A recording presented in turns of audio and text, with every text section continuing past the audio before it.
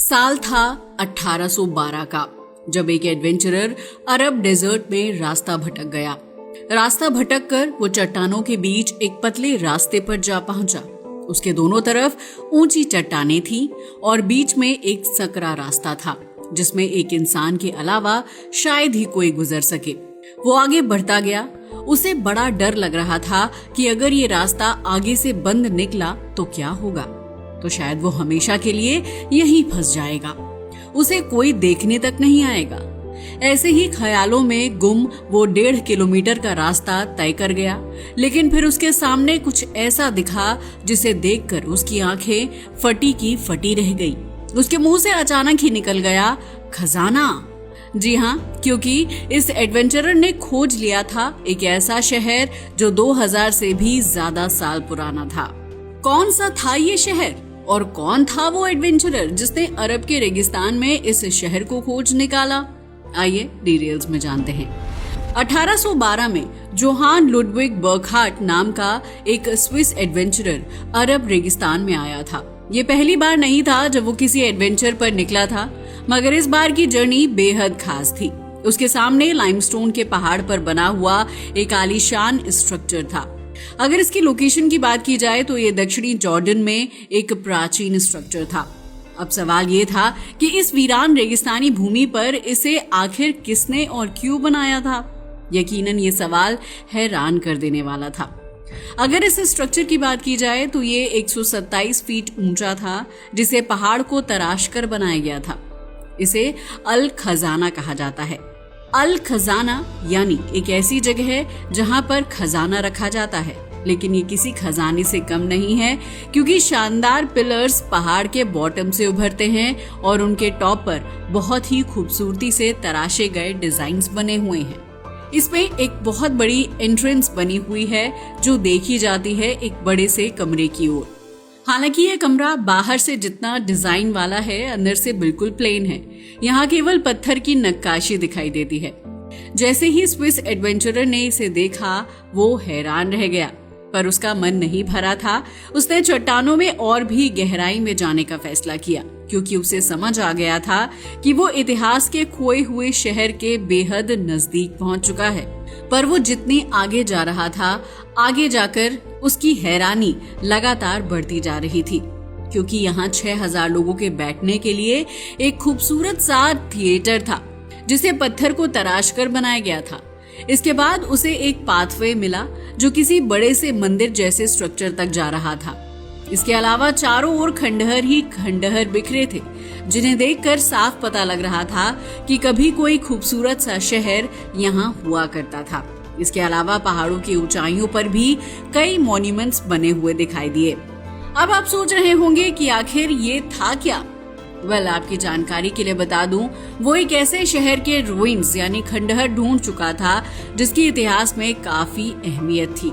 Actual में 2000 साल पुराना ये शहर पेत्रा के नाम से जाना जाता है। सवाल ये है कि इस शुष्क भूमि पर रहने वाले लोग आखिर गुजारा कैसे करते थे, क्योंकि यहाँ तो दूर दूर तक पानी का कोई नामो निशान नहीं है।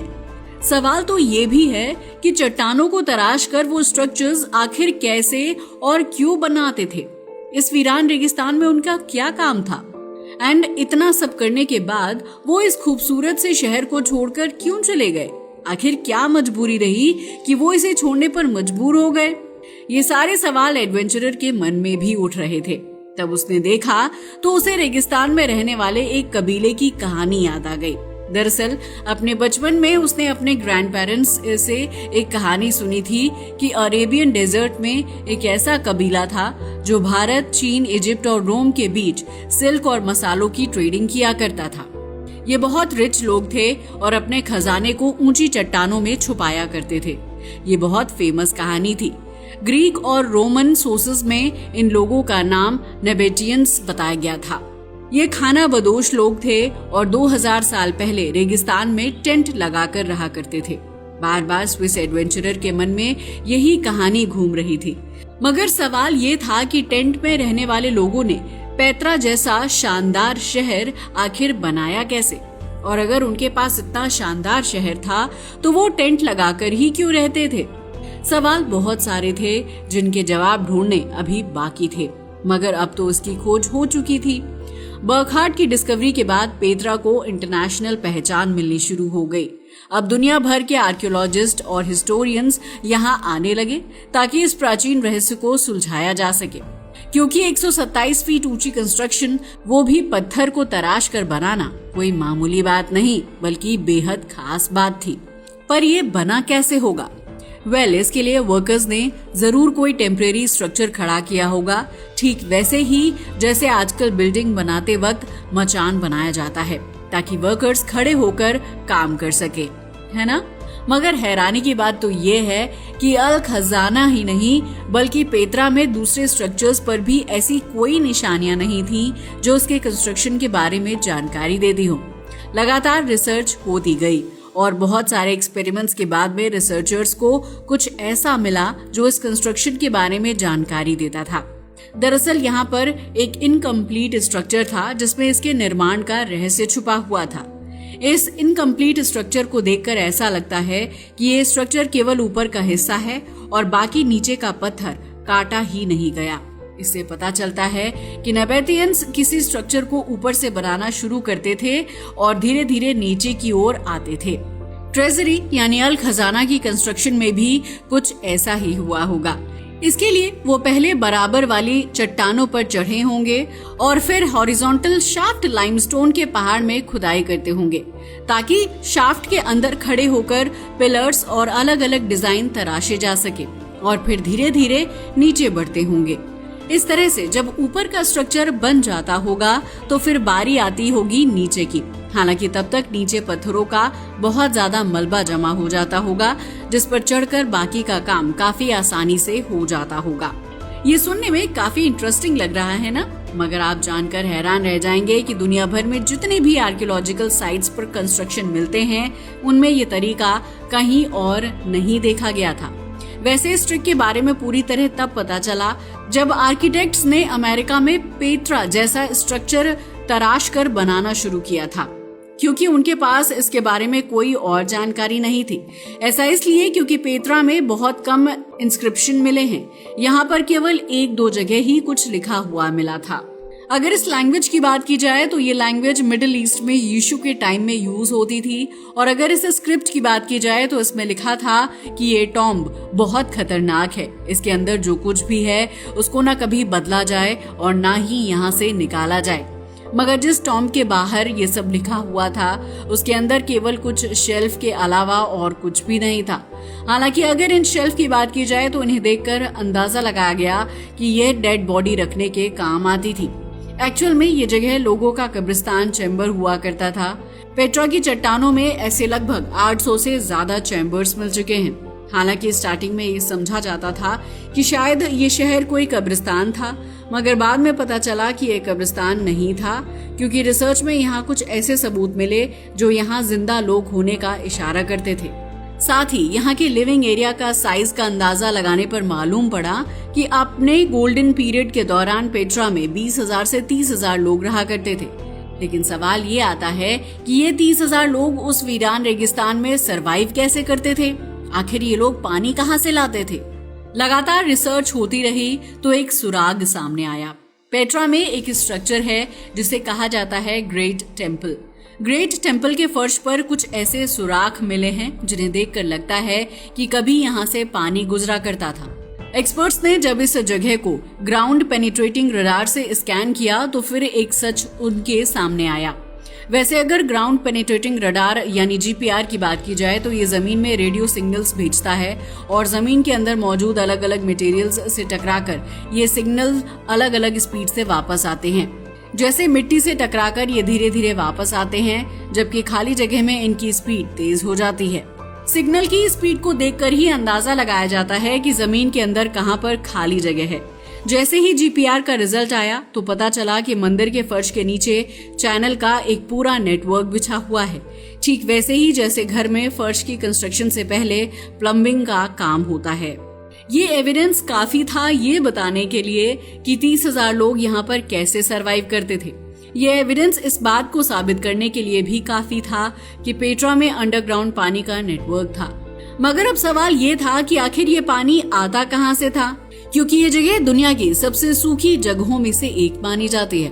हालांकि क्योंकि आज भी यहाँ कुछ लोग रहते हैं, वो पानी के एक रिजर्वॉयर का इस्तेमाल करते हैं जिसे कहा जाता है एन मूसा। जमीन के नीचे से पानी आता है, मगर समस्या ये है कि पेट्रा की साइड से ये लगभग 8 किलोमीटर दूर है। इसलिए सवाल उठता है कि नेबेटियंस एन मूसा से पानी को चट्टानों के बीच 8 किलोमीटर नीचे कैसे लाते थे। लेकिन वो कहते हैं ना कि पुरानी सभ्यता के राज उन्हीं के खंडरों में छुपे होते हैं। ये राज भी हमें ट्रेजरी की पतली एंट्रेंस में मिल ही गया, क्योंकि यहाँ चट्टानों के बीच पाइपलाइन के निशान देखे गए। यहाँ ऐसी पाइपलाइन थी जो छोटे छोटे सेक्शंस में जोड़ी गई थी, मगर समस्या ये थी कि वैज्ञानिकों को समझ नहीं आ रहा था कि जब पाइप के छोटे छोटे हिस्सों में से पानी गुजर रहा होगा तो जरूर लीक भी करता होगा। मगर नेबेटियंस के लिए तो पानी इतना इम्पोर्टेंट था कि वो पानी को बर्बाद नहीं कर सकते थे। लेकिन जब भी पानी किसी पाइपलाइन से गुजरता है तो उसके अंदर कुछ एयर पॉकेट्स बन जाते हैं जो पाइप के अंदर प्रेशर क्रिएट करते हैं, जिससे पानी का फ्लो कम हो जाता है। ये प्रेशर पानी की दीवारों को अंदर से पुश करता है और अलग लाइन में जोड़ हो तो उसमें से पानी लीक होगा ही। इसके लिए हाइड्रो इंजीनियर्स ने कई एक्सपेरिमेंट किए और फिर सामने आया कि अगर पाइपलाइन का एंगल 4 डिग्री पर झुका होगा तो पाइप में एयर पॉकेट्स नहीं बनेंगे। इससे पानी का फ्लो तो अच्छा होगा ही, साथ ही लीकेज भी नहीं होगा। मगर आप जानकर हैरान रह जाएंगे कि जब एक्सपर्ट्स ने पेट्रा में बिछाई गई पाइपलाइन के एंगल को देखा तो वो हैरान रह गए, क्योंकि इतने पुराने जमाने में भी उनकी इंजीनियरिंग कमाल की थी, क्योंकि ये पाइपलाइन 4 डिग्री के एंगल पर ही झुकाई गई थी। इससे साबित होता है कि 2000 साल पहले भी नेबेटियंस वो जानते थे जो वैज्ञानिकों ने हाल ही में खोजा है। ये सब देखने के बाद ये क्लियर हो चुका था कि नेबेटियंस हाइड्रो इंजीनियरिंग के मास्टर्स हुआ करते थे। इसके बाद में और भी खोज की गई तो पता चला कि पेट्रा में पानी केवल एन मूसा से नहीं बल्कि पहाड़ों से आने वाले फ्लैश फ्लड्स से भी सप्लाई होता था। क्योंकि आज भी जब यहाँ पर फ्लैश फ्लड्स आते हैं तो वो काफी तेजी से आते हैं। इनसे बचने के लिए पेट्रा में अलग अलग लोकेशंस पर एंशिएंट डैम्स बनाए गए थे।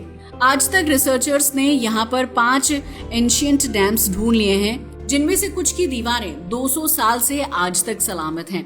अगर इन डैम्स की बात की जाए तो ये केवल पानी स्टोर करने का काम ही नहीं आते, बल्कि शहर को फ्लड्स की तबाही से भी बचाते थे।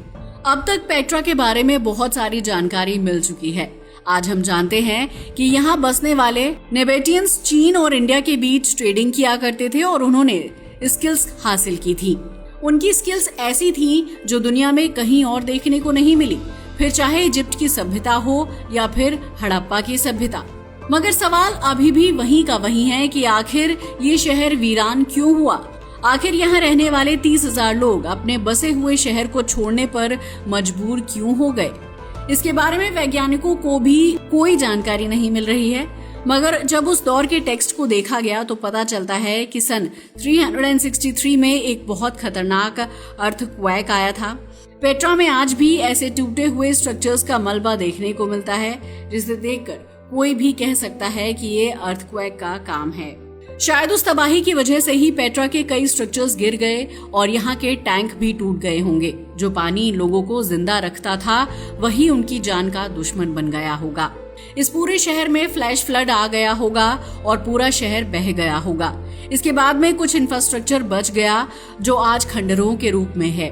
अब ना तो यहाँ पर पानी बचा था और ना ही कोई सिस्टम, इसलिए ट्रेडर्स ने अपना रास्ता बदल दिया और शहर के लोग आहिस्ता आहिस्ता दूसरे शहरों में चले गए। इस तरह से पेट्रा का अंत हो गया। हालांकि आज पेट्रा को यूनेस्को वर्ल्ड हेरिटेज साइट का दर्जा मिला हुआ है। ये 1985 में मिला था। वैसे आपको क्या लगता है, क्या अर्थक्वेक की थ्योरी सही है या फिर वो यहाँ से बस यूं ही चले गए? कमेंट करके बताइएगा जरूर। आज के लिए बस इतना ही। वीडियो अच्छा लगा हो तो इसे लाइक और शेयर करें और हमारे चैनल को भी सब्सक्राइब करें। जय हिंद दोस्तों।